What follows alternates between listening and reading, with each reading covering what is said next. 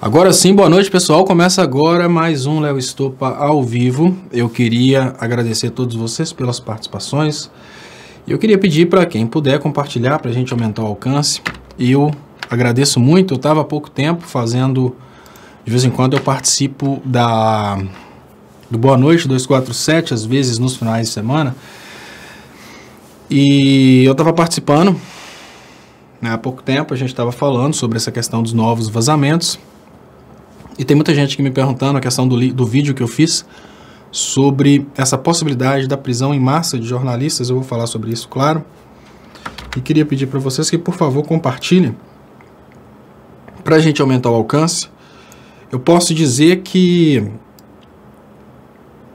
o Glenn teve uma super sacada no momento que ele fez essa parceria com o Reinaldo Azevedo. Reinaldo Azevedo significa uma coisa muito grande do lado do Glenn, no sentido que o Reinaldo Azevedo, ele conversa com os dois lados. O Reinaldo Azevedo, ele conversa tanto com a direita quanto com a esquerda, e isso gera uma certa capacidade, primeiro, de furar a bolha. Isso é muito interessante. Isso dá uma capacidade aí para a notícia chegar aos mais alienados.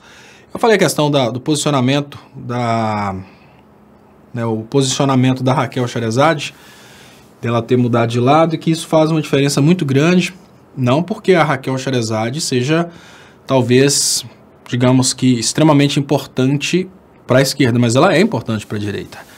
Então ela realmente consegue posicionar as pessoas dentro dessa lógica.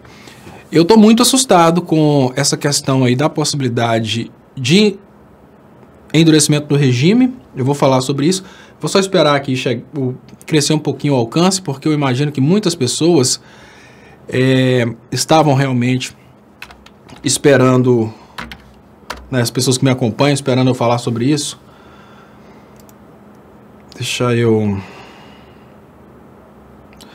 Olha só, pessoal, eu vou começar falando com vocês sobre uma leitura do posicionamento da Band. Presta atenção que eu vou falar com vocês sobre como que isso muda o cenário político brasileiro. Como que isso muda a questão da Lava Jato. Veja bem, deixa eu puxar aqui para ficar bem bonitinho. Vou falar sobre isso depois, eu já quero começar falando sobre isso já para evitar até a possibilidade de ficar perdendo tempo aqui com muito lenga-lenga, porque a gente está vivendo um momento bem pesado da política. Então eu vou trazer para vocês aqui, e já vou começar a fazer o comentário, mas eu vou falar sobre isso depois para o pessoal que vai chegando. Então, enfim, veja a leitura que a gente tem da página da Band nesse momento. Procuradora foi excluída de audiência com Lula após reclamações de Sérgio Moro. Isso é o título da notícia, e eu vou fazer uma leitura do título da notícia para vocês terem uma ideia de como que isso modifica a questão da política brasileira. Procuradora foi excluída de audiência com Lula após reclamação de Sérgio Moro. Essa é, digamos que, a chamada da notícia. Vejam que não existe a frase diz site. Vocês entenderam o que aconteceu nesse momento? A Band está do lado do Glenn. Isso mesmo, e não é simplesmente a Band. É uma poderosíssima família brasileira que está aí contra o Sérgio Moro. Por quê? Vou trazer minhas teorias e o meu modo de ver as coisas. E é lógico, vocês estão, né, quem quiser discordar de mim pode discordar. Eu vou vendo aqui mais ou menos aqui as coisas que estão chegando, porque eu estou muito com medo das notícias. Quem quiser discordar de mim pode discordar, total liberdade, mas a visão que eu tenho é o seguinte: nós estamos falando de um inimigo poderosíssimo da sociedade brasileira, que é o Sérgio Moro. Estamos falando de um outro grande inimigo poderosíssimo, que é a Rede Globo. O que eu consigo ver nesse momento é um acordo muito claro entre o Glenn, a Band e, obviamente, o Reinaldo Azevedo. Um acordo do tipo: olha, vocês estão aparecendo aqui em muitas gravações e muitas mensagens. A gente pode esquecer isso se vocês fizerem parte dessa luta contra o mal maior, que é o Sérgio Moro. Por que eu imagino isso, gente? Eu imagino isso porque até ontem a Band não estava desse lado. E para ela mudar de lado de uma hora para outra, tem que ter um motivo muito grande. Eu consigo ver uma coisa muito interessante podendo acontecer no Brasil nesse momento. Podendo acontecer no Brasil. Que é uma união de toda a imprensa brasileira contra a Rede Globo. É interessante sobre o aspecto financeiro, derrubar a Rede Globo. Se juntam todas as outras emissoras e derrubam a Rede Globo, obviamente essas outras emissoras vão ter uma participação de mercado maior. Então eu vejo a possibilidade do Glenn ter realmente abraçado aí, né, a Band ter abraçado a causa. Vejo essa possibilidade. A leitura do título é a coisa mais importante. Eles poderiam ter começado como mensagens atribuídas a Dallagnol e Sérgio Moro. Mensagens atribuídas. Não são mensagens atribuídas. Eles respondem de uma forma bem clara. A procuradora foi excluída de audiência com Lula após reclamação de Sérgio Moro. Vocês entenderam? A Band, ela não está falando segundo um site, diz site. Não. A Band colocou no título que ela está dando essa mensagem. Isso é muito bom. E o José Ninguém veio falando, você não ia parar de fazer vídeos? Olha, então eu vou contar para vocês o que eu consigo ver que foi uma super estratégia do Glenn e como que eu já consigo perceber uma possibilidade de mudança dessa realidade. E deixa eu colocar aqui para agradecer aqui as participações. Muito obrigado, pessoal, pelas participações aqui. Muito obrigado pelos compartilhamentos. Eu vou contar para vocês um pouquinho sobre os dramas que eu tive essa semana. Que na segunda-feira eu recebi uma mensagem. Na segunda-feira eu recebi uma mensagem de uma pessoa falando comigo que existia já um trabalho dentro das forças de segurança no sentido de prender o número de jornalistas, ameaçar outros jornalistas, enfim, partir para a ditadura. Isso aconteceu no início da semana. Quando foi no meio da semana, veio outra notícia nessa direção. Outra notícia através de mensagem falando exatamente a mesma coisa.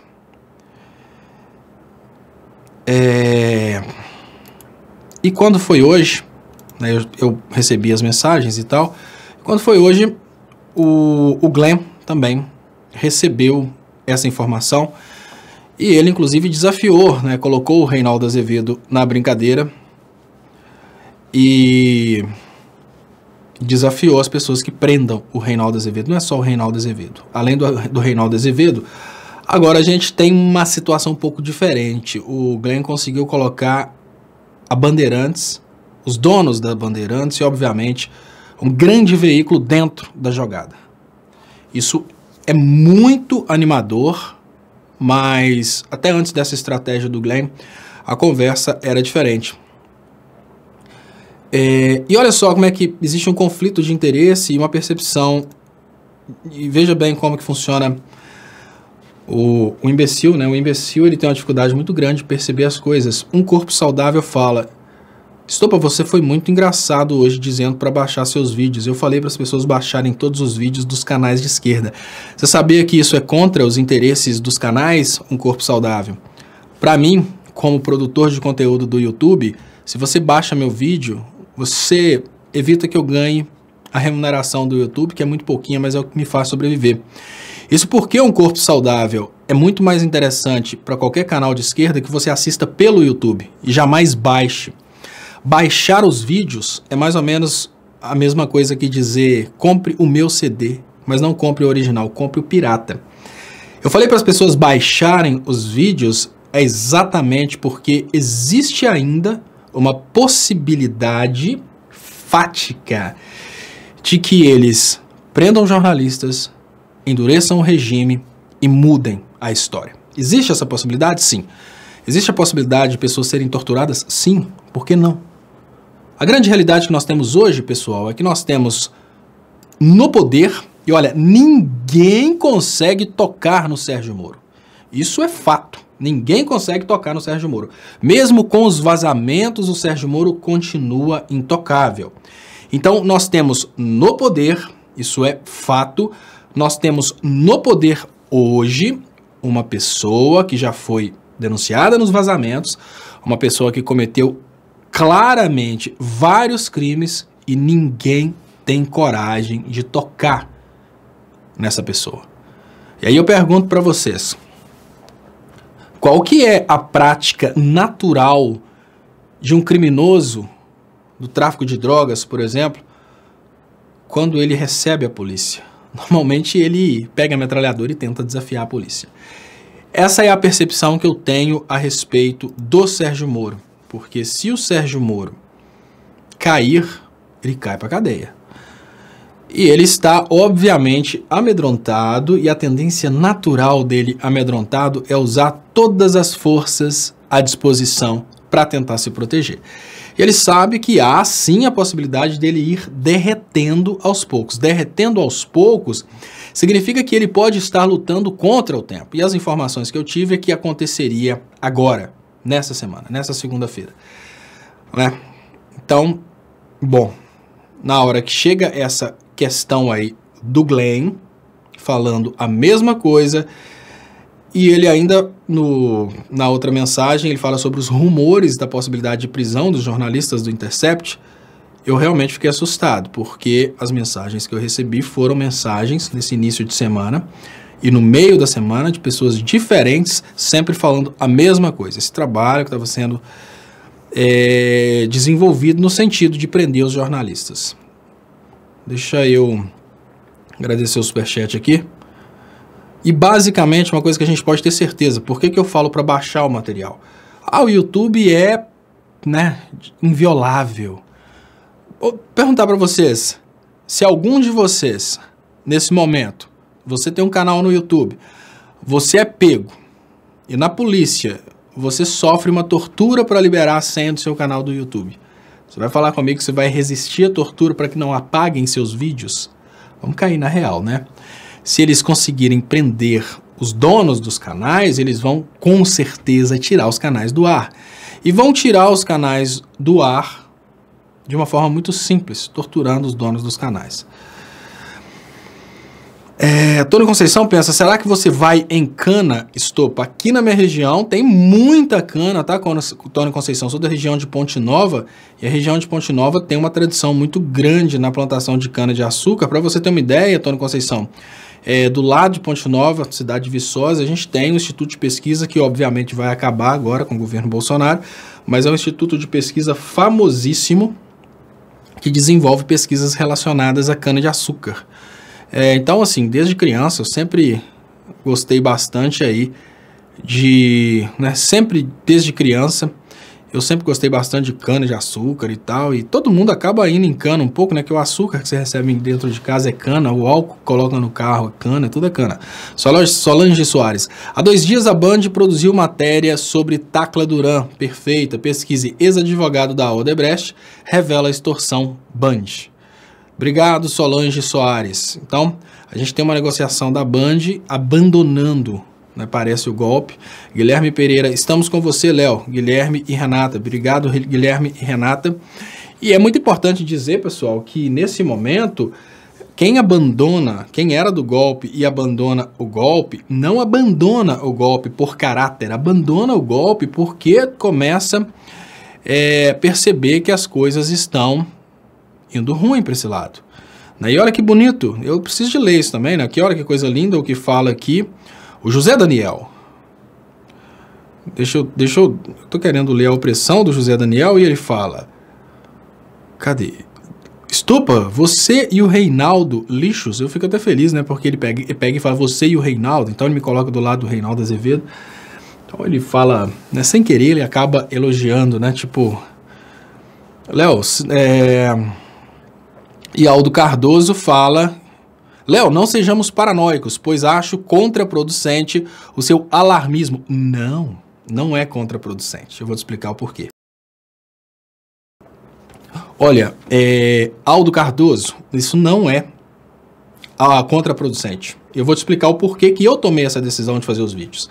Olha, foram 3 fontes. A primeira fonte na segunda, a segunda fonte na quarta e a terceira fonte agora com essa notícia de que o Glenn estaria recebendo as informações de que essas prisões aconteceriam. Sabe por que não é contraproducente, Aldo? Porque o Lula só não foi preso pelo Moro para fazer festinha porque o Eduardo Guimarães ficou sabendo e ele pegou e julgou isso na imprensa. No momento que o Eduardo Guimarães julgou isso, para o povo saber que isso poderia acontecer, praticamente ficou impossível para o Moro fazer a festa com o ex-presidente Lula. Então, não é contraproducente. Esse tipo de informação é importantíssima, porque as pessoas começam a se articular a respeito do que fazer nesse caso. Olha, depois que eu fiz esse vídeo, eu já recebi informações de pessoas que estão preparando o habeas corpus preventivo, recebi informação de pessoas que já estão contatando comunicadores para pegar dados exatamente para correr atrás de libertar esses comunicadores. Ou seja, toda uma articulação, Aldo, foi feita no sentido de proteger os comunicadores, caso isso aconteça, de tentar evitar que isso aconteça. E olha que interessante, o Glenn foi e colocou definitivamente a Band no meio dessa brincadeira e fica muito difícil agora o Moro conseguir um apoio das forças de segurança para conseguirem fazer tudo isso. Apesar, né, conseguirem fazer tudo isso com a Band no meio da brincadeira. Então, essa, Aldo, não é contraproducente, essa é a jogada necessária para esse momento. Evitar que as coisas aconteçam. Olha, quando eu falei sobre a probabilidade do uso de radiação para matar o ex-presidente Lula, muitas pessoas falavam que eu estava fazendo teoria da conspiração. No entanto, no curso de Relações Internacionais que eu fiz, eu vi mais de 80 casos de utilização de polônio para matar inimigo político. E aí eu pergunto para vocês, não é melhor julgar isso para a população antes, até para que eles não utilizem esse método, porque o povo todo já está sabendo? É uma probabilidade de tentar evitar a coisa. Aí vieram os eleitores do Bolsonaro, eu estou esperando que eles utilizem a radiação para matar o Lula. Não, o vídeo foi exatamente para que eles não utilizem. Então, Aldo, eu não fiz aquele vídeo para comemorar que aconteceu realmente a prisão dos jornalistas. Eu fiz o vídeo para criar um medo nos jornalistas para que eles se articulem para evitar esse contra-ataque do Sérgio Moro. É bem diferente uma coisa da outra, entendeu? Então eu estou muito satisfeito pelo fato de eu ter feito, exatamente porque agora tem uma articulação para tentar se defender contra essa possibilidade. Deixa eu agradecer. E aí vem aqui, ó, que legal, olha. A Rosana Pessoa, Léo, você é mentiroso demais. E sabe o que é o interessante, Rosângela? Você tá muito Sérgio Moro. Mas eu te dou a oportunidade de contar aí nas descrições aí, ó. Comenta no chat as mentiras que eu já falei. Porque é muito fácil falar Lula é ladrão. Mas prova que o Lula roubou? Ah não, é triplex, não. Prova que o Lula roubou. Então se eu sou mentiroso, Rosângela, basicamente, escreva aí as mentiras que eu já falei. Pronto. Eu faço questão de não falar mentiras, porque se você fala mentiras, obviamente elas são desmascaradas no futuro. E todas as vezes que eu tenho uma opinião, eu deixo claro que é uma opinião. Sobre o evento de hoje, foram 3 fontes que me informaram isso. 3 fontes. E o que eu fiz, na verdade, foi uma tentativa de resguardar o material desenvolvido pelos jornalistas, porque obviamente seria retirado do ar. Se eles fossem presos, provavelmente eu não guardo o backup do trabalho que eu faço, e resguardar, obviamente, o direito desses jornalistas ficarem sabendo dessa possibilidade antes, para que eles pudessem se articular, para de alguma forma lutar contra isso. Então, se você conseguir trazer para mim, Rosana, a pessoa, uma prova que eu sou mentiroso, eu, obviamente, vou concordar. Olha, realmente, falei mentira, sim, mas só utilizando técnica Sérgio Moro, de técnica Rede Globo, de afirmar para desmerecer, você só mostra que você representa muito bem o time que você pertence. Só isso. O lixo de time que você pertence. Deixa eu agradecer, Verônica Vidal. Léo, Você parece ofegante, não fique assim, não fique nervoso, isso faz mal à saúde. Temos que nos manter saudáveis para continuarmos na resistência até a vitória e vamos conseguir, apesar dos bandidos. Olha, eu estou muito mais animado, Verônica, do que mais cedo. Isso porque essa articulação com o Reinaldo Azevedo, que eu comecei a falar, eu interrompi para falar sobre essa questão do porquê que eu fiz o vídeo, mas eu trouxe aqui essa questão do Reinaldo Azevedo como sendo um divisor de águas, porque veja bem, primeiro ponto, ninguém vai falar que o Reinaldo Azevedo é petralha, podem até falar que ele criou o termo petralha, mas não que ele é petralha. Ninguém pode falar que o Reinaldo Azevedo está fazendo isso porque ele é comunista, e ninguém vai poder falar que o Reinaldo Azevedo tem um viés ideológico de esquerda, não. Ele tem exatamente esse poder de furar a bolha porque ele é uma pessoa que durante muito tempo ele estava criticando a esquerda. O Reinaldo Azevedo percebeu que ele foi feito de massa de manobra, o Reinaldo Azevedo percebeu que ele foi feito de bobo, e a partir daí o Reinaldo Azevedo foi e, depois que ele percebeu isso, ele foi e começou a falar da própria cabeça, parou de ser manipulado. Hoje eu vejo uma coisa muito interessante. O crescimento do time que está lutando contra a destruição da nossa economia, que a gente pode apelidar de Operação Lava Jato, ele está crescendo e pegando mais instituições. Isso é muito importante, porque oficialmente agora a gente pode considerar que a gente tem a Band mais o Intercept. Isso oficialmente, sem contar os canais livres, como por exemplo o Brasil 247. E deixa eu agradecer aqui, mais uma vez, muito obrigado, Verônica Vidal. E Santos pergunta, Léo, a Rússia pode estar por trás dos vazamentos da Vaza Jato? Eu não sei, Santos, porque, olha, no momento que a gente teve aí esse alinhamento puramente, como eu diria, esse alinhamento fechado de Brasil e Estados Unidos, a gente teve vários países ofendidos com essa brincadeira. No momento que o Brasil declarou que ele ia fazer, basicamente, ser colônia dos Estados Unidos, a gente teve interesses da Rússia, interesses da China, interesses do BRICS em geral. Então, claro, não vou falar com vocês que, obviamente, não está envolvido. Claro que pode estar envolvido, claro. Mas a gente pode imaginar a possibilidade, que é a possibilidade que eu sempre imaginei. Onde eu imagino, e eu falo isso, se eu tivesse que fazer o trabalho do hacker. Oi, aqui é o hacker. Se eu tivesse que fazer o trabalho do hacker, a técnica que eu utilizaria seria a técnica menos invasiva e mais tranquila, mais simples de ser realizada, que é a captura dos dados. Para você entender como funciona a captura dos dados, é muito simples. Toda vez que você chega num ambiente que tem rede Wi-Fi, o que você faz? Você pega seu telefone, conecta na rede Wi-Fi. O detalhe é que a rede Wi-Fi, pessoal, é como se fosse uma sala onde tem pessoas conversando. O máximo que pode acontecer numa rede Wi-Fi é pessoas conversarem em línguas diferentes. Isso eu chamaria de criptografia. Mas todo mundo escuta. Vocês entenderam?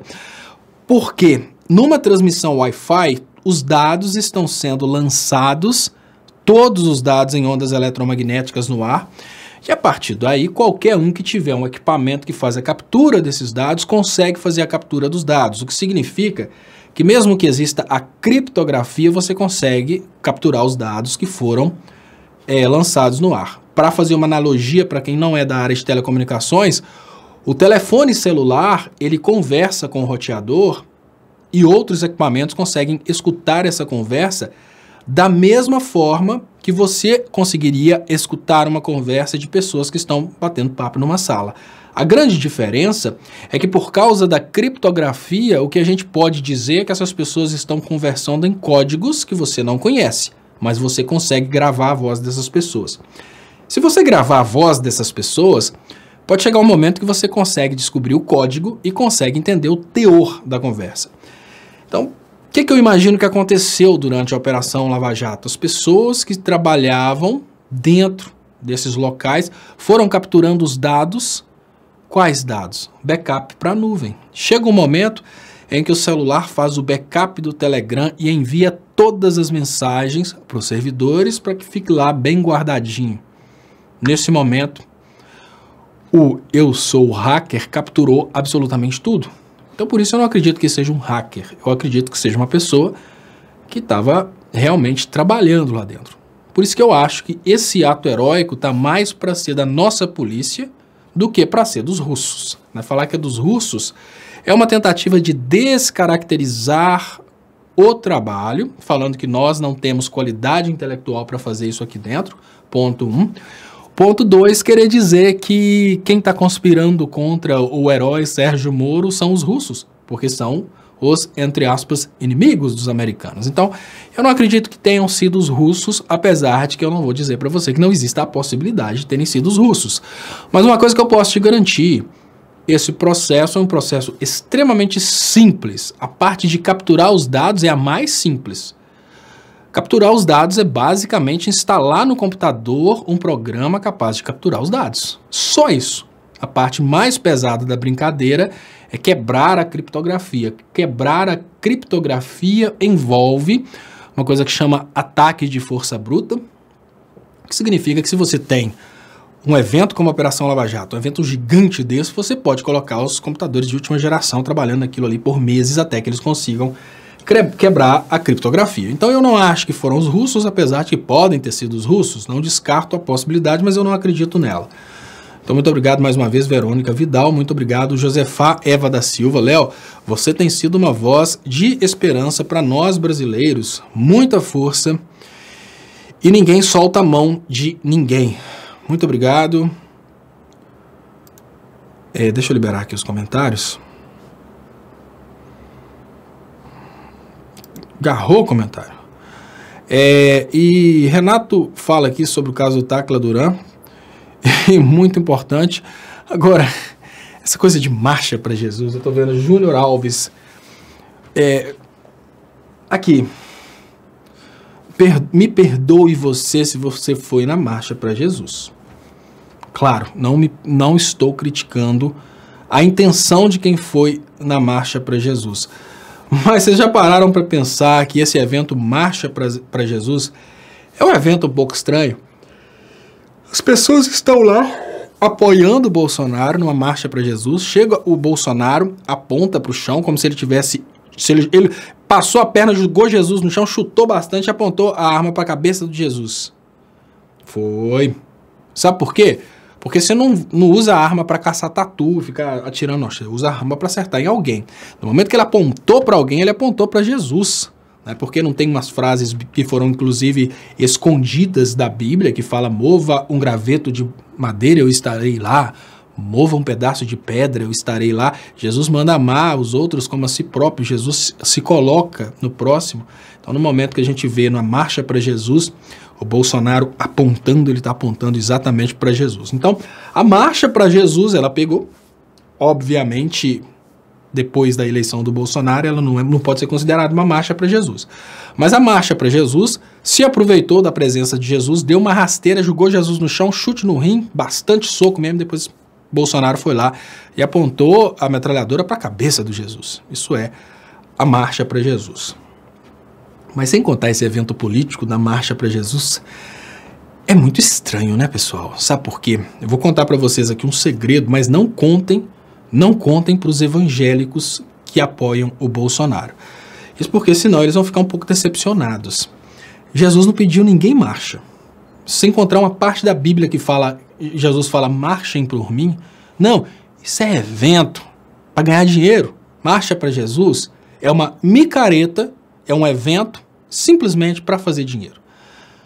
O que essas igrejas fazem? Eles criam um mundo paralelo deles e fazem a mesma coisa que existe fora do mundo paralelo deles. Só que fora do mundo paralelo deles tem uma Ivete Sangalo, vai um monte de gente lá, vê o show, etc e tal. Não tem hipocrisia de falar que você está indo lá por algo maior. Não.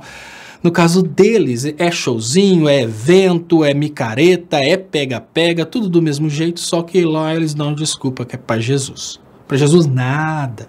Picaretagem. Quem tá fazendo por grana. Ali todo mundo com a camisa, tudo igual. Será que aquelas camisas ficaram gratuitas? Não. Não. É tudo por causa de dinheiro, por causa de política. E o camarada vai lá por causa de Jesus? Nada. O cara não vai por causa de Jesus, não. Vai para pegar as menininhas. Né? E as menininhas vão para tentar arrumar namorado. Não é nada de Jesus. Quem tá mais velho vai tentar ver se fecha um negocinho para ganhar o dinheiro. Marcha de Jesus, nada é nada para Jesus naquilo. Mas mesmo assim, já que a gente tá falando da marcha para Jesus, eu vou falar um pouco mais da hipocrisia dessa marcha para Jesus. Pessoas bem vestidas, pessoas com grana, estão fazendo uma marcha para Jesus que veio numa humildade pedir para a gente amar o próximo como a si mesmo e levar a palavra a todos os seres viventes da terra. Eles estão lá excluindo quem é de esquerda porque não merece receber a palavra de Deus. Eles estão lá lutando contra a distribuição de renda porque quem precisa de distribuição de renda é porque é vagabundo. Aquilo ali foi sem dúvidas, com pequenas exceções, não do evento, mas de participantes, que provavelmente ali no meio existiam sim pessoas boas, aquilo ali foi, sem dúvidas, uma das melhores marchas para o Satanás da face da terra. Porque não só a hipocrisia dos que frequentaram, a hipocrisia comportamental dos que frequentaram, a hipocrisia dos que produziram, o interesse monetário daqueles que fizeram o evento, o interesse mundano de tentar um acasalamento numa marcha para Jesus, não apenas isso. No final das contas, chega o presidente da República, dá uma rasteira em Jesus, chuta o rim e aponta uma metralhadora para a cabeça de Jesus. Aquele evento foi, sem dúvidas, uma marcha para matar Jesus ou uma marcha em louvor ao Satanás. É uma das maiores hipocrisias da história da religião mundial. É um Jesus muito louco. Um Jesus que quer a morte do próximo, um Jesus que quer pena de morte, prisão perpétua, um Jesus muito estranho. Deixa eu agradecer aqui o superchat do Márcio Nunes. Léo, a marcha é antiética na sua gênese. Foi criada com o intuito de rivalizar as procissões de Corpus Christi da Igreja Católica. Com Bozo, então, né? Então, assim, a marcha para Jesus é um evento de sentimento de concorrência. Olha que interessante que o Márcio Nunes trouxe. Gente, sabia que Jesus deixou bem claro que existe só uma igreja? Uma igreja. Jesus nunca falou em igrejas, ele sempre falou de uma igreja. Sabe por quê? Porque ainda que existam diferentes reuniões, e ele deixa bem claro que a partir de mais de uma pessoa falando em nome dele, já tem ali, obviamente, a presença dele, ou seja, a igreja é a partir de duas pessoas, porque uma pessoa e meia fica um pouco estranho. Então, a partir de duas pessoas já existe ali uma fração da igreja de Cristo que ele sempre pregou como única e indivisível. Por que dividem tanto a igreja? Porque eles não querem, obviamente, fazer a palavra de Deus, os interesses de Jesus. Dividem a igreja porque existe uma disputa por fiéis e vai ser muito difícil para esses pastores decidirem como que nós vamos fazer para fazer o sonho de Cristo, uma igreja. Porque se é uma igreja só, a gente não sabe de quem que é o fiel, a gente não sabe para onde que vai a doação do fiel. É muita hipocrisia mesmo. Mas enfim, marcha para Jesus, que não só humilha bastante o próximo, como no final das contas dá uma rasteira e aponta a metralhadora para a cabeça de Jesus. Muito obrigado, pessoal, pelas participações, muito obrigado. JT Salles, se Jesus estivesse na marcha para ele, seria confundido com um roqueiro viciado e considerado comunista, petista e vagabundo. Alguém duvida? Eu duvido de, caso Jesus tenha realmente coragem de voltar nesses tempos, eu duvido que ele sobreviva a uma marcha para Jesus. Porque imagina nos dias de hoje, JT Salles, se Jesus entra na marcha para Jesus e fala, amai-vos uns aos outros, e outros incluem os pobres e os petralhas, Jesus certamente seria espancado até a morte.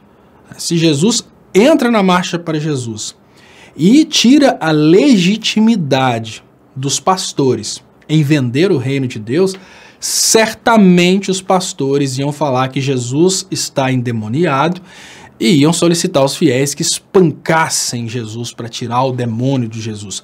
Mas como os pastores teriam percebido que era Jesus, os pastores provavelmente falariam coisa do tipo, espanquem até a morte, que esse aí não dá para tirar o diabo não. Porque, obviamente, Jesus ia trabalhar uma certa retirada da fonte de renda desses pastores. Então, esses pastores aí, se eles tivessem oportunidade de encontrar Jesus, eu acho que eles não pensariam duas vezes em matar Jesus, porque Jesus é totalmente contra os interesses deles. Muito obrigado, Débora Leite, pelo superchat, que é muito importante para o crescimento dos canais. E eu tenho falado muito, pessoal, sobre a importância da gente trabalhar o nosso discurso no sentido de unir o povo brasileiro contra a Lava Jato. E unir o povo brasileiro contra a Lava Jato significa ter consciência que o Moro está muito grande na opinião pública. Lógico, ele pode cair, mas ele ainda está muito grande na opinião pública, e o tamanho do Moro na opinião pública é o critério que tem sido utilizado pelo STF para decidir a liberdade do Lula. Então, é muito importante que as pessoas entendam que a gente precisa se unir contra a tal da Operação Lava Jato, contra o Sérgio Moro. E para se unir contra o Sérgio Moro, falar do Lula é um pouco difícil, porque tem gente que detesta o Lula. Então, eu tenho falado, e eu achei estranho que eu falei hoje no 247, teve pessoa que estava com ódio de mim, porque eu estava falando que, olha, nós precisamos unir os brasileiros, e a gente não vai conseguir unir os brasileiros nessa pauta Lula livre. Então, se a gente consegue unir os brasileiros na pauta Moro quebrou o Brasil, e não foi o PT que quebrou o Brasil, automaticamente a liberdade do Lula vem como resultado. Algumas pessoas me atacaram. Algumas pessoas acharam que eu estava propondo deixar o Lula preso. Gente, mas é uma questão de coerência. Se a gente consegue mostrar para o povo brasileiro que a Lava Jato quebrou o Brasil e que o Moro foi responsável por toda a desgraça econômica que nós estamos vivendo hoje, tecnicamente falando, o Lula já estaria livre. Porque a prisão do Lula hoje, ela só se justifica por um medo do STF em desafiar Sérgio Moro.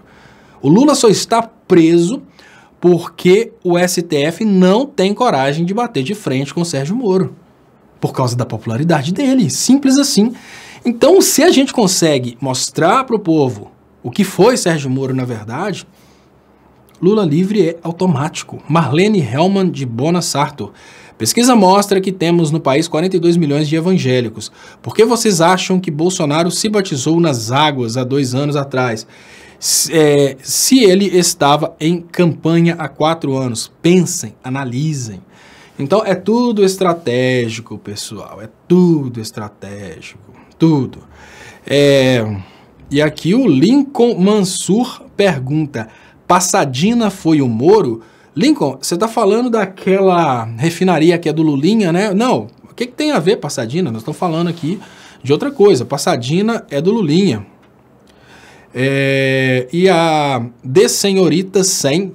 olha aqui, tá aqui, pessoal, para vocês terem uma ideia do que o tamanho do nosso trabalho. Nós temos aqui, no mesmo lugar, o Lincoln Mansur fala: Passadina foi o Moro? Olha, Lincoln, o Moro destruiu a economia nacional através do ataque contra as grandes empresas. Quando você quebra uma empresa grande, você tem uma cascata de empresas quebrando. E aí a gente tem também de Senhorita 100 falando: você é doente, um juiz de primeira instância quebrar o Brasil só pode ser piada. Não, não é piada. Olha, o cara conseguiu ter um poder tão grande no Brasil que ele começou simplesmente a atacar as maiores empresas do Brasil, e isso foi causando uma quebra em cascata. Grande parte do dinheiro que o Brasil recebia de outros países vinha exatamente das empresas que o Moro atacou. E eu te falo, olha, de Senhorita 100, no momento que você ataca uma empresa gigante como a Odebrecht, você quebra várias empresas. Sabe por quê? Uma empresa como a Odebrecht, que empregava 230 mil pessoas, ela automaticamente empregava muitas pessoas que consumiam e vendiam por causa desses 230 mil. Então você imagina que no momento que a Odebrecht quebra, aquelas pessoas param de consumir no mercado. Então automaticamente o supermercado vende menos, loja de roupa vende menos por causa do dinheiro daquelas pessoas que estavam empregadas e perderam o emprego. O que isso acontece? Desempregou diretamente 230 mil, mas isso gera uma cascata. Por causa dos 230 mil, outros são desempregados.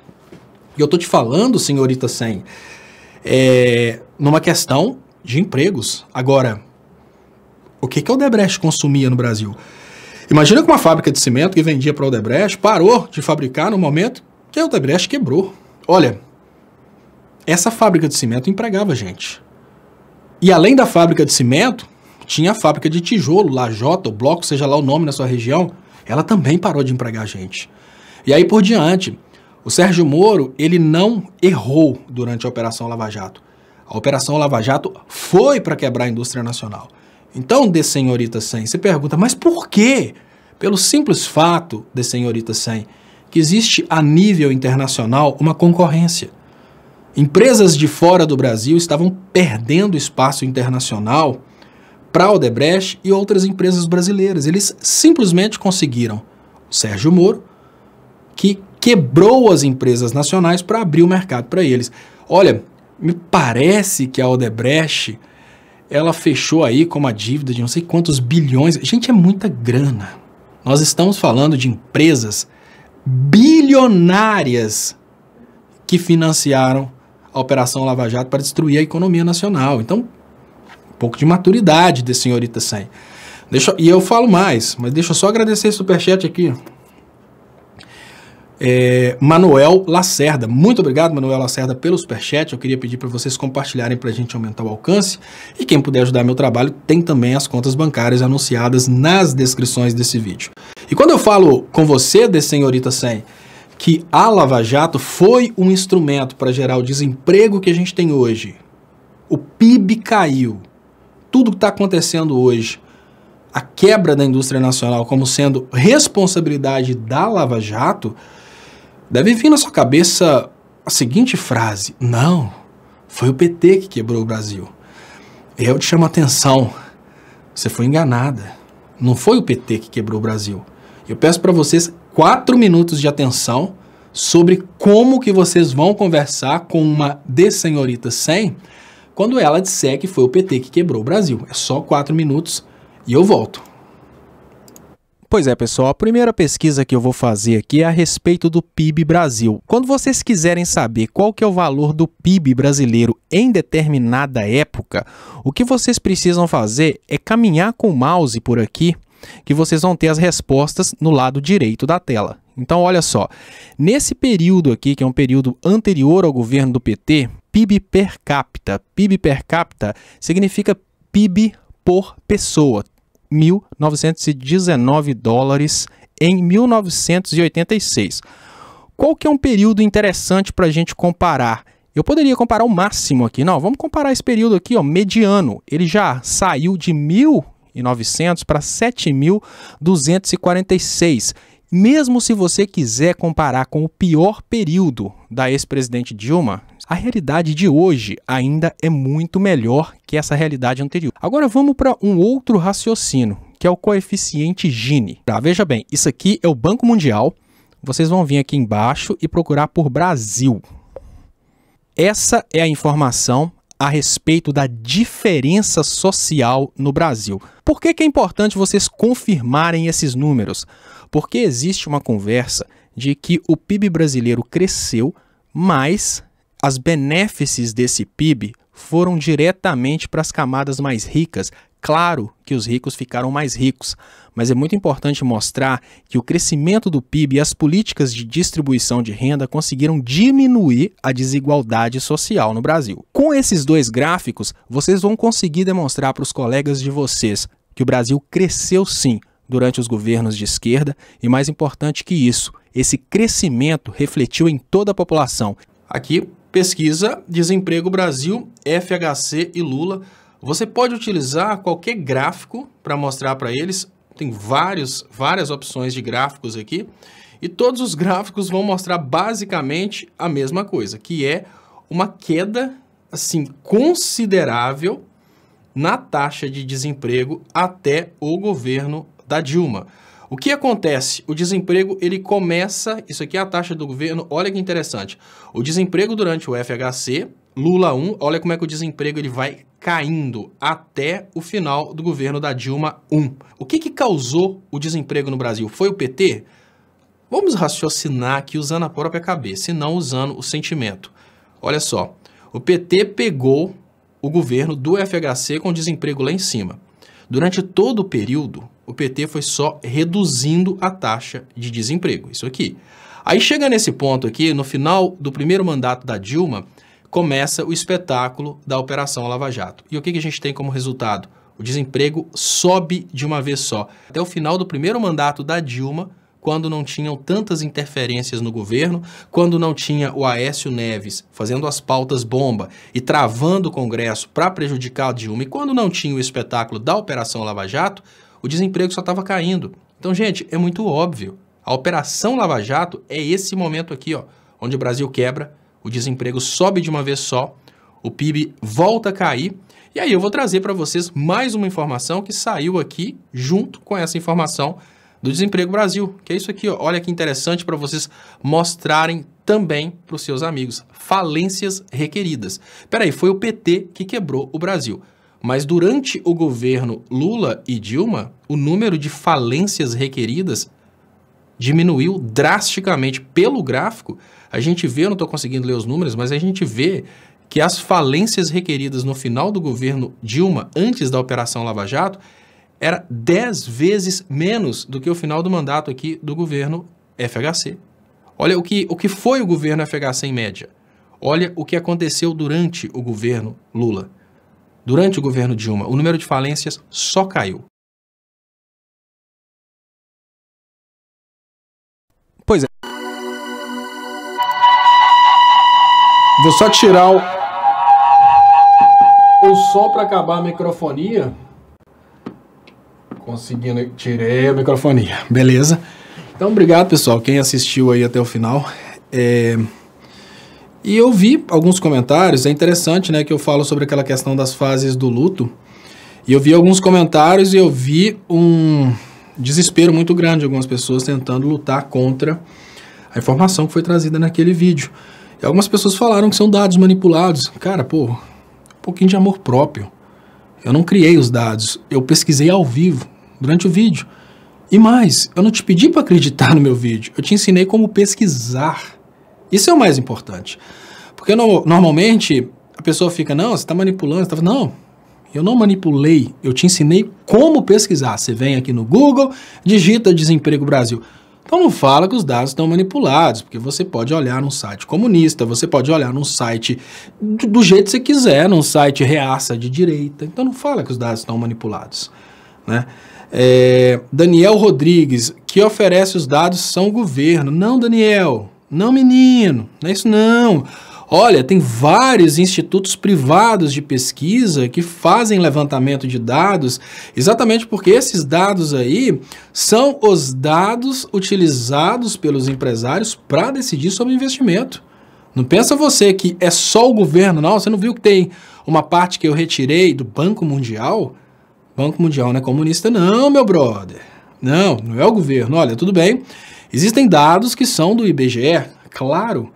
Mas você sabia que existe uma responsabilidade pessoal do IBGE na produção desses dados?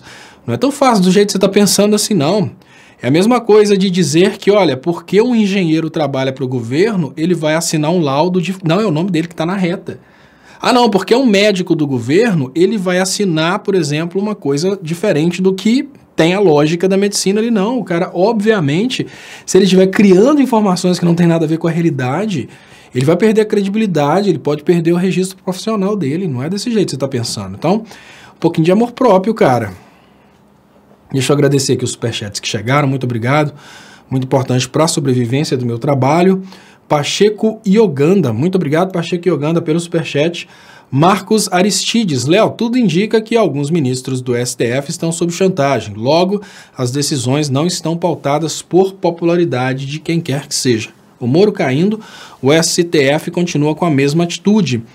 Eu acho que o Moro caindo, a gente conseguiria maioria, que é diferente de conseguir unanimidade.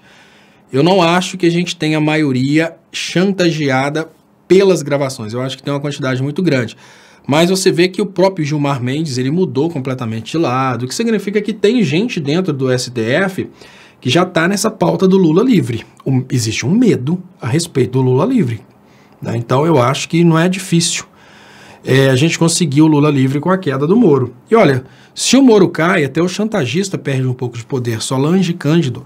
O povo precisa ter mais coragem, sair para a luta e só voltar a trabalhar quando conseguir derrubar esse governo. Conseguiremos? Eu acho que essa era a pauta de unificação da esquerda, Solange Cândido, é essa, porque hoje a gente precisa concordar que temos aí um grande número de pessoas revoltadas com o que está acontecendo. Mas tem gente que está apoiando o Sérgio Moro, apoiando a Lava Jato. Por quê? Porque eles acham que os fins justificam os meios. Diferente do que o Sérgio Moro fez, o importante é que ele prendeu o Lula. Então a gente tem que mostrar que não. A Lava Jato não foi uma coisa que se resume na prisão do Lula. A Lava Jato quebrou o Brasil. Porque senão a gente vai ficar reclamando da prisão de Lula com a pessoa que comemora a prisão do Lula.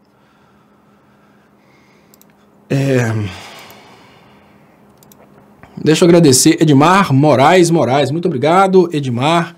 Muito importante o superchat para o crescimento dos canais. Se calarem a sua voz e de outros tão importantes quanto e se instaurar o domínio militar, o ápice do entreguismo será total. Muito obrigado, Edmar Moraes. Exatamente, no momento que realmente neutralizarem a imprensa, eles podem vender o que quiserem. JT Salles, como explicar que numa mesma população há pessoas que conseguem enxergar a verdade e não se deixam enganar com tantas fake news? Começo a achar que pessoas progressistas têm mais neurônios. Só pode ser. Obrigado, JT Salles. Denise Bueno da Fonseca. Muito obrigado, Denise Bueno da Fonseca. Edson. Boa noite, Léo. Tem que falar que eles querem exército desempregado. Isso é importante, Edson. É importante que os militares entendam que ainda que o Bolsonaro prometa manter o salário, ele não tem condições de manter o poder de compra. Ele está quebrando o Brasil. Então o que vai acontecer? Você pode manter o cara do exército ganhando 5 mil reais, mas você não vai poder manter 5 mil reais comprando o mesmo tanto que comprava antes. Tem várias formas de se aproximar das Forças Armadas, várias formas de se aproximar do pessoal do exército, só que não estão sendo usadas, infelizmente. A gente precisa concordar que tem uma falha muito grande nessa comunicação de esquerda e ela precisa ser corrigida. Então, boa noite, Léo. Tem que falar que eles querem exército desempregado para eles pagar menos. Oferta e procura. Por isso, o Bozo Guedes não querem a queda do desemprego. Exatamente, né? Deixa eu, Matheus de Souza. Léo, muitos dizem que o Lula colheu os frutos de políticas do FHC e por isso houve queda do desemprego e aumento do PIB. É verdade? Olha, Matheus de Souza, a gente precisa admitir que teve uma construção, sim, mas essa construção de saída da inflação, ela foi feita durante o governo do Itamar Franco e depois da saída da inflação, a gente parte aí para uma realidade de, como eu diria, em que o Fernando Henrique, para comprar a reeleição, ele praticamente quebrou o Brasil. Se você pega o nível de inflação, o nível de desemprego, no segundo mandato do Fernando Henrique, ele dispara. O Lula pegou e aplicou outras medidas. Claro que a gente precisa admitir que o Fernando Henrique tem sua parte nisso, mas o Fernando Henrique, ele não faria nada pelo povo, tanto é que não fez. Foram 8 anos de governo e você não percebe uma redução significativa do emprego. 8 anos de governo do Fernando Henrique, não teve redução significativa do emprego, não teve aumento real do salário mínimo. 8 anos do governo Lula, o salário mínimo foi multiplicado por 4 vezes o que era no início do governo Lula. Então, basicamente falando, o poder de compra que eu estou falando, tá, pessoal? Não estou falando atualização monetária, não. Então, na prática, o que a gente pode dizer é que o governo Fernando Henrique, ele realmente foi um governo que conseguiu usar um mecanismo de atualização monetária para parar esse processo inflacionário que a gente vivia, mas ele não é um governo, digamos, que foi bom para a população, não. Ele foi um governo que conseguiu, tudo bem, acabar com essa prática de atualização de preços, né? Porque existe uma diferença muito grande entre a inflação real e a atualização de preços. Eu vou falar sobre isso, até para que as pessoas parem de pensar que o Fernando Henrique acabou com a inflação. Edmar Moraes. Renda per capita em 2002, $381 ano. 2010, $10.000 ano, fonte IBGE. $11.000 ano, fonte IBGE. Deixa eu partir para o lado de cá. E Fernando da Silva, que papo de aranha, Lula livre e ataque a Moro. Caminham juntos, na verdade, fortalece a liberdade de Lula. Abandonar o Lula livre é coisa de cirista. Olha, Fernandes da Silva, eu vou fazer igual o Moro no Senado. Foi muito... como é que é mesmo? Eu fui muito... O que ele falou mesmo? Eu fui muito ofendido com essa questão, com essa pergunta, e eu não vou responder, não.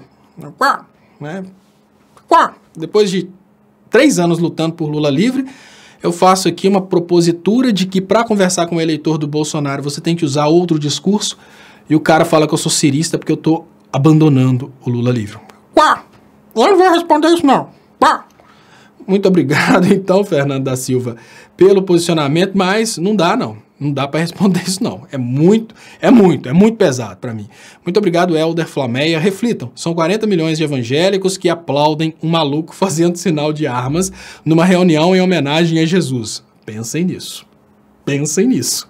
Né? Não estou falando que a gente tem que brigar com esses 40 milhões, não, mas que a gente tem que fazer um trabalho muito sério para recuperar pelo menos parte desses 40 milhões. A gente tem.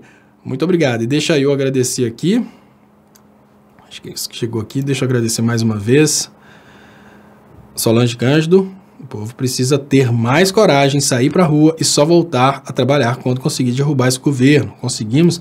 É possível. Não é fácil, mas é possível. Manuel Lacerda. Acho que quem vazou diálogos foi algum procurador da Lava Jato que não concordava com os métodos. Moro ou ficou enciumado com seu estrelismo, né? Com os métodos Moro, né? Ele não concordava com o método Moro, ou ele ficou enciumado porque ele não estava brilhando no meio dessa brincadeira, né? Porque, infelizmente, nós estamos vivendo um período dentro do qual todo mundo está querendo brilhar. Muito obrigado, Manuel Lacerda.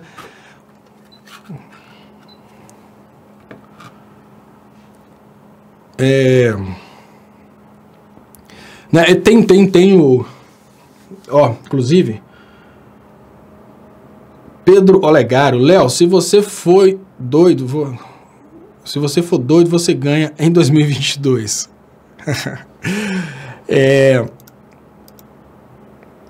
Deixa eu... Malafaia pede concordata hoje. Malafaia pede concordata hoje. Eu não entendi. Malafaia pedindo concordata, eu não entendi, não. Mas, enfim. Deixa eu trazer aqui. Comentário. Tá aqui no Leonardo Estopa. Recaval Marduk. Léo, essa ameaça de golpe militar fechado é resposta à possível libertação de Lula? Covardia militar? Olha, Recaval, eu tenho uma visão diferente sobre essa questão da possibilidade aí de... o que eu entendi é que ia acontecer, talvez pode acontecer ainda, mas o que eu entendi é que estava rolando uma possibilidade de prisão de vários jornalistas com a ameaça de alguns outros jornalistas para pararem de falar do Moro. E eu entendi que o Moro, percebendo que não existia a possibilidade de sobreviver a não ser através de um golpe, ele estava tentando essa articulação aí para prender as pessoas e endurecer o regime.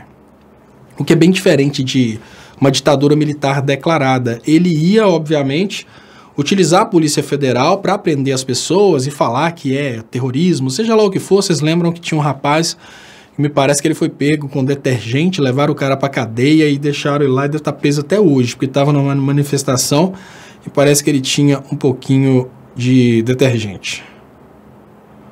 E o Franklin William pergunta se é possível a cassação da chapa Bozo. Tudo depende da popularidade. Porque olha só, gente, qual que é o incentivo que o ministro tem para caçar a chapa Bozo? Brigar com o Bolsonaro? Qual que é o incentivo que o ministro tem para libertar o Lula? Caçar briga com o ministro da Justiça? Né? Então hoje, o que a gente precisa entender é que nós temos uma sociedade completamente alienada e por causa da alienação dessa sociedade, os ministros já não querem mais botar a cara para bater. Eles não estão nem aí para o que é lei, o que é Constituição, não. O negócio deles é bem claro, eu não quero ter problema, me deixa quieto aqui. Né? Deixa eu liberar aqui. os comentários, muito obrigado. Deixa eu agradecer aqui o comentário que chegou aqui. De Nara Jucá. Léo, em que ponto você diz que a esquerda não se aproximou dos militares? Interessante, Nara, que é o seguinte.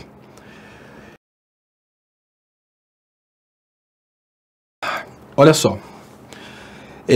Existe uma diferença muito grande em aproximar dos militares e tentar fazer negócio com aqueles que controlam as instituições militares. Aproximar dos militares é ter um discurso que consiga conversar com a base dos militares, a base das polícias, ou seja, a base das forças de segurança pública. O que é a base? É o trabalhador que está lá embaixo. Não é falar com o general, falar com o diretor-geral da Polícia Civil, com o diretor-geral da Polícia Federal, não. Isso já acontece sempre. Falar com a base é fazer um discurso que consiga mostrar para os mais humildes dentro dessas instituições que eles não são representados pelas políticas do Bolsonaro. Por exemplo, imaginem que a polícia militar nas ruas está combatendo o bandido. E a proposta do Bolsonaro é que todo mundo possa ter até uma metralhadora. Imagine a vulnerabilidade de um soldado e um cabo que vão prender um determinado rapazinho bonitinho da rua e ele pode ser surpreendido com o pai desse rapaz armado, o irmão armado, a mãe armada, as menininhas da rua que gostam desse cara todas armadas dentro de casa. Ou seja, o Bolsonaro vulnerabiliza a polícia. Só que essa versão não foi levada para os policiais. A versão que foi levada para o policial é que o Bolsonaro ama o policial. Ama, mas quer matar. O Bolsonaro ama as Forças Armadas. Ama, mas quer colocar para morrer num fronte de batalha, numa guerra contra a Venezuela. Então o que acontece, Nara? Eu não tenho dúvida, assim, não tenho nenhuma sombra de dúvidas de que os militares brasileiros são inteiramente representados pelas políticas de esquerda. Para você ter uma ideia, os militares, que são em maioria muito jovens, eles nem sabem o que eram as instituições militares antes do ex-presidente Lula. O Lula duplicou o orçamento das instituições militares em proporção do PIB. O Lula multiplicou o PIB por 5 vezes e ele duplicou o orçamento em proporção ao PIB, ou seja, o Lula fez o investimento nas instituições militares ficar 10 vezes o que era antes. Tinham militares que não podiam ficar o dia inteiro dentro das instituições porque não tinha comida.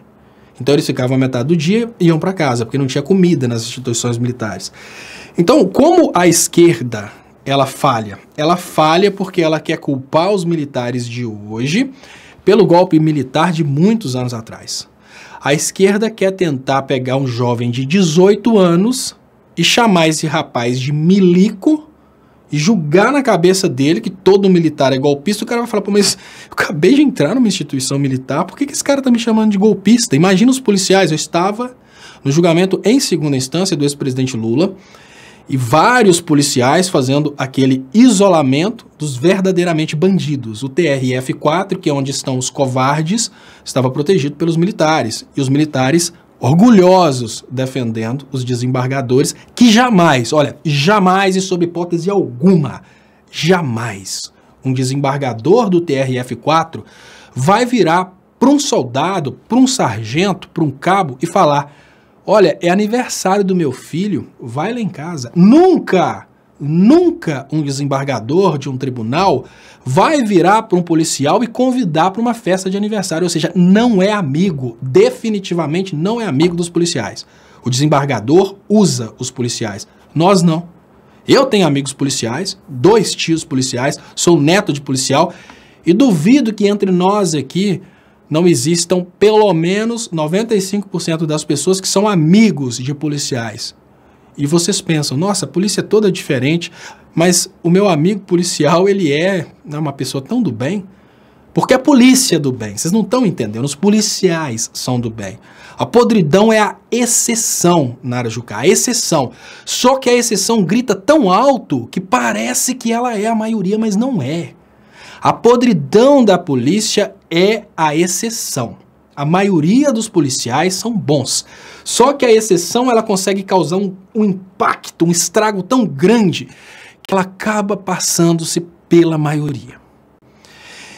Então o que eu falo? A esquerda não soube mostrar para esse policial que o amigo deles não é um desembargador, um governador que fala que vai metralhar as pessoas. Não, o amigo do policial é aquele cara que no final de semana tá lá na casa do policial participando de um churrasco. É o pobre, é o trabalhador. E o policial é de esquerda. Quem que fez? O que fez o Bolsonaro? Eu amo a polícia, eu valorizo a polícia, mas nunca valorizou. Esse é o detalhe. Então, quando eu disse que as esquerdas não sabem se aproximar dos militares, é porque eu estava presente durante o julgamento do Lula e eu vi uma pessoa subir no palanque e pegar o microfone e ficar 5 minutos atacando a polícia. Gente, isso não é inteligente. Sabe por quê? Porque hoje os policiais se sentem mais representados por milionários que nem olham na cara deles, milionários que olham para os policiais simplesmente como cachorros de guardas, do que nós. E somos pessoas que estamos constantemente em convívio com os militares, não apenas o convívio de rua, de sermos fiscalizados, não. É um vizinho, amigão que é militar. No final de semana passada, churrasco com os militares. Por quê? Porque são trabalhadores como nós, que vivem com a faixa salarial igual à nossa, numa realidade de luta por sobrevivência igual à nossa. Então esse é o ponto. Se a esquerda não consegue explicar para os militares que eles fazem parte da classe trabalhadora e não da classe especuladora, olha, você vai me desculpar, mas a falha é da esquerda. Nós não estamos conseguindo comunicar com essas pessoas, né? Deixa eu agradecer aqui Denise Bueno da Fonseca, muito obrigado de coração, Denise, pelo superchat, muito obrigado mais uma vez, Nara Jucá, Verônica Vidal. Léo, em resposta a Matheus, os empregos cresceram com Lula porque ele investiu pesado em todas as áreas. Com FHC, eram 30 milhões de empregados na Petrobras. Por exemplo, com Lula foi para mais de 80 milhões de empregados. Não é 80 milhões de empregados, não, deve ser 80 mil, né? Eu não sei os números não, mas é porque é muita gente, 30 milhões. Verônica, tem que só checar isso aí. Deixa eu agradecer aqui, então. Helder Flameia, Toyota fechando o terceiro turno de trabalho em Sorocaba e demitindo 840 empregados. Então, parabéns, Sérgio Moro, por mais essa. É triste demais voltar aos anos 80, 90, ser parado no mercado por um pai de família pedindo 1 quilo de carne moída. É isso aí. É isso aí. Operação Lava Jato consegue levar a Toyota a fechar o terceiro turno de trabalho em Sorocaba. Obrigado, Éder Flameia, pela informação. Ana Correia. Léo, você está muito engraçado. A ironia lhe cai bem. Gostei. Obrigado, Ana Correia. E a Samanta Souza fala: Léo fuma boldo, viaja demais, mentiroso, compulsivo. Olha, Samanta, eu achei muito massa essa loucura aí de fumar boldo. Eu já tomei bastante chá de boldo por causa de dor no estômago. Agora, fumar boldo deve ser muito louco mesmo, tem que ser muito doidão para fumar boldo, né? E aí eu vou conversar com o Daniel Rodrigues, ele pergunta, Toyota na Lava Jato? Sim, o Brasil na Lava Jato. Sabe por quê, Daniel Rodrigues? Veja bem, Daniel, pensa o seguinte comigo. Vamos falar só da Odebrecht. Foram 230 mil funcionários demitidos só da Odebrecht. Você já parou para pensar quantos carros a Toyota deixou de vender só por causa da Odebrecht? Pensamento sistêmico, Daniel. Pensamento sistêmico é isso aí, cara. Pensamento sistêmico consiste em você pensar no Brasil como sendo um sistema. Pensamento sistêmico, Daniel, consiste em você imaginar que uma decisão idiota aqui atrás implica num problema muito grande aqui na frente, porque você vai desencadeando uma série de problemas, Daniel. Olha, hoje nós podemos dizer que às vezes você está desempregado por causa da Lava Jato. Sabe por quê? Porque no momento que a Lava Jato foi só criando um desemprego nas grandes empresas, e isso obviamente de forma intencional, ela foi criando desemprego nas empresas que prestavam serviço para essas pequenas e para essas grandes empresas. Então pode ser que a empresa que você trabalhava nem prestava serviço para a Odebrecht.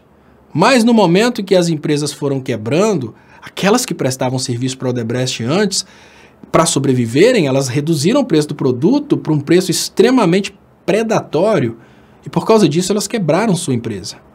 Pode ser que as empresas que antes vendiam para a Odebrecht compravam na sua empresa.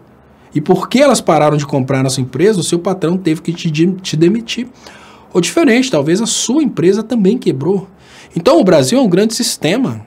Olha, por causa do desemprego que a gente tem hoje no Brasil, que não se engane, não foi um erro administrativo, foi fabricado. Fabricado pela Globo, fabricado pela Operação Lava Jato, fabricado pelo ataque contra a economia brasileira com a finalidade de reduzir a nossa economia para permitir o crescimento econômico dos Estados Unidos.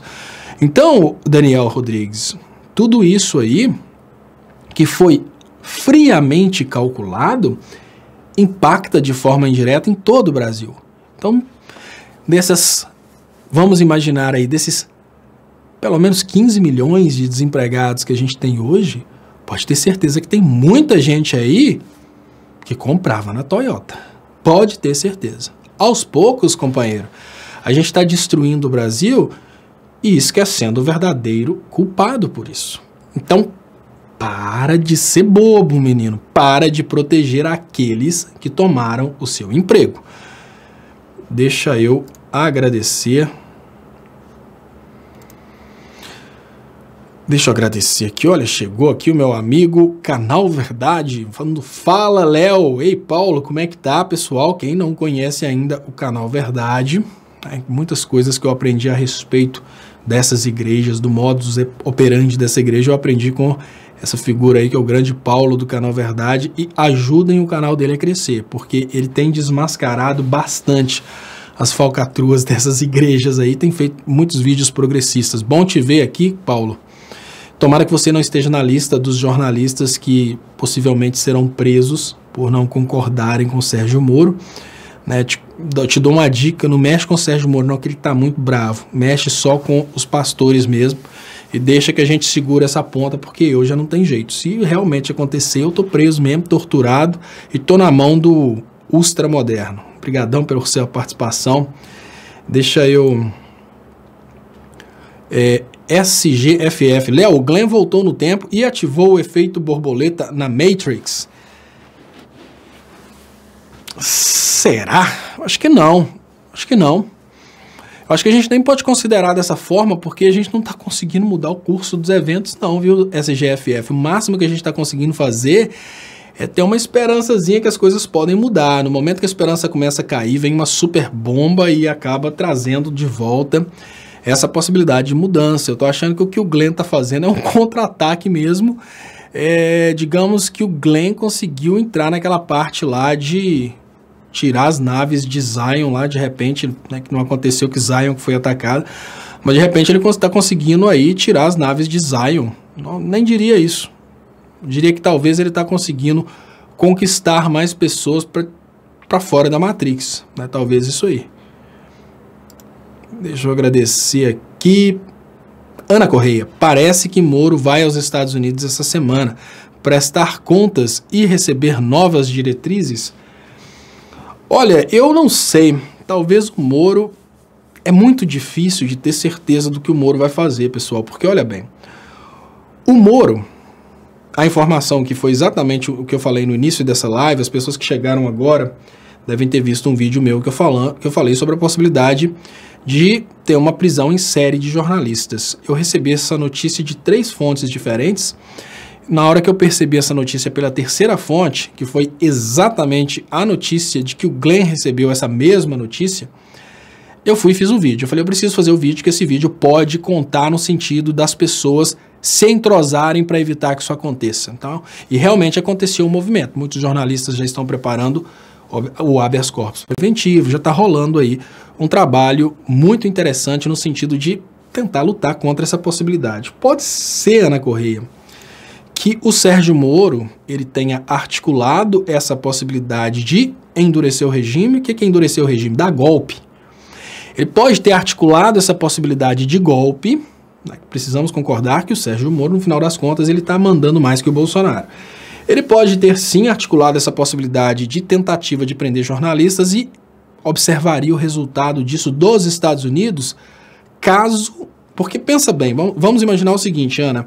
Vamos imaginar que para ele conseguir uma coisa manifestamente ilegal como essa, sair prendendo jornalistas que têm o direito do livre pensamento, isso é golpe, gente. Isso é, obviamente, um novo ato institucional 5, sair prendendo todo mundo, julgando na cadeia.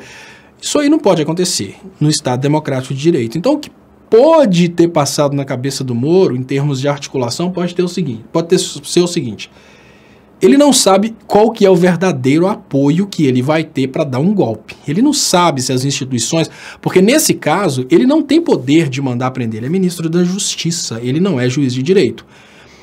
Ele poderia tentar endurecer o regime a nível de mandar a Polícia Federal sair prendendo todo mundo, mesmo que manifestamente fora da lei, ou seja, golpe. Mas ele tem a dúvida se isso vai funcionar ou não. Então, o que ele pode ter articulado é o seguinte: eu lá dos Estados Unidos vou observar a galera agindo no Brasil. Se a Polícia Federal pula fora e não cumpre o que eu estou falando, eu estou ferrado, eu perdi o apoio. Então, eu nem volto para o Brasil.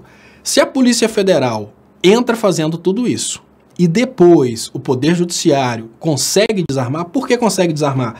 Porque num golpe, a Polícia Federal pode sair prendendo todo mundo, julgando na cadeia, e aí, habeas corpus, o Poder Judiciário dá o habeas corpus e repete aí o que aconteceu com o ex-presidente Lula. Mesmo com o habeas corpus assinado pelo juiz, a Polícia Federal simplesmente não solta a pessoa. Então pode acontecer isso. Olha, o Poder Judiciário manda soltar, mas o Poder Executivo desafia e não solta. Então, qual que seria a articulação do Moro? Dos Estados Unidos ele ia observar. O Poder Judiciário mandou soltar, a Polícia Federal obedeceu e soltou, significa que ele perdeu. Ele deu uma ordem manifestamente ilegal, ou seja, cometeu um outro crime e não teve apoio da Polícia Federal para manter esse crime. Então, ele já fica nos Estados Unidos e nem volta para o Brasil. Mas vamos imaginar que deu certo. Ele mandou a Polícia Federal prender vários jornalistas, os jornalistas foram presos e os bolsominions foram para as ruas, bateram palmas e ficou por isso mesmo. Agora está todo mundo preso igual o Lula, sem prova, sem nada, mas está preso e fica preso e pronto. Aí ele volta para o Brasil tranquilão e continua fazendo o governo dele. Então, eu imagino que a articulação dele estava mais ou menos nesse sentido aí. Dos Estados Unidos, ele observaria ou vai observar, porque não significa que isso caiu. Eu imagino que vai ser bem mais difícil agora com a entrada da Band. Pode ser que dos Estados Unidos ele estava programando observar tudo acontecendo lá dos Estados Unidos. Se desse certo, ele voltaria, dando errado, ele ficaria por lá. Então, nesse ponto, eu imagino que seria essa aí a articulação dele. Mas é claro, isso é uma possibilidade, isso é o que eu consegui ler a partir do que eu contei para vocês, né, gente? Foram 3 fontes. Ana Correia, parece que Moro vai aos Estados Unidos essa semana prestar contas e receber novas diretrizes, né? Então pode ser isso também. Muito obrigado, Canal Verdade, mais uma vez. E muito obrigado, Verônica Vidal. Verdade, Léo, errei nos zeros. Eram 32 mil com FHC e pulou para 83 mil empregados com Lula. Boa noite. Sorry. Boa noite, Verônica Vidal. Obrigadão pelo superchat, pela notícia. Sim, tudo multiplicou muito com o governo do ex-presidente Lula. Agora, falar que o governo teve falhas, você pode falar que teve falhas, mas você não pode negar que foi o melhor governo do Brasil. Isso é o mais importante. Muito obrigado, Verônica. Então, muito obrigado, pessoal, pelas participações. Bolsonaro 2022, agora confirmado. Parabéns, Haroldo! Nossa, que bonito, gente! O Haroldo já está fazendo campanha confirmada para Bolsonaro 2022. Olha que legal! E olha, o Haroldo consegue, por isso, se tornar pioneiro em opressão. O Haroldo chega aqui numa live que critica o Bolsonaro e ele está com tanto problema de atenção dentro de casa, ele está com uma dificuldade tão grande de ser interessante para a esposa, de ser interessante para os filhos, que ele precisa participar de uma live de esquerda para ficar oprimindo, falando de Bolsonaro 2022, agora confirmado. Olha, Haroldo, se Bolsonaro foi eleito em 2022 e eu não tivesse sido exterminado por essa campanha do Moro aí para prender jornalistas, o máximo que eu posso falar com você, Haroldo, é só lamento. Sabe por quê, Haroldo? Porque não existe a possibilidade do Bolsonaro ferrar só a minha vida. Isso porque o presidente da República, ele governa para todos. Então, te dá uma notícia difícil, tá, Haroldo? Nós estamos ferrados e juntos. O que significa que não tem jeito do Bolsonaro diferenciar quem é de direita e quem é de esquerda, quem é eleitor dele e quem não é, por exemplo, na questão de aumento no desemprego. Quando o Bolsonaro causa recessão econômica, como ele causou no primeiro trimestre, e já indica que vai causar uma recessão econômica durante todo o ano no Brasil, essa recessão não fica só entre as pessoas de esquerda. Até porque eu nunca vi uma pesquisa do tipo PIB dos de esquerda, PIB dos de direita, desemprego dos de esquerda, desemprego dos de direita. Tem isso não, Haroldo. É todo mundo, menino. No momento que o Bolsonaro cria uma possibilidade de guerra contra a Venezuela, ele não vai poder chegar nos soldados do exército e falar: declarem-se de direita ou de esquerda para saber quem vai morrer no fronte de batalha. Não dá. Se ele tiver que fazer um sequestro de poupança, ele não vai poder lançar um decreto falando que vai sequestrar a poupança só das pessoas de esquerda.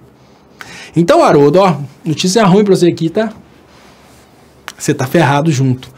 E aproveita bastante, Haroldo, a internet esses dias, porque pode ser que ela pare de funcionar. A infraestrutura de telecomunicações no Brasil pode entrar em colapso.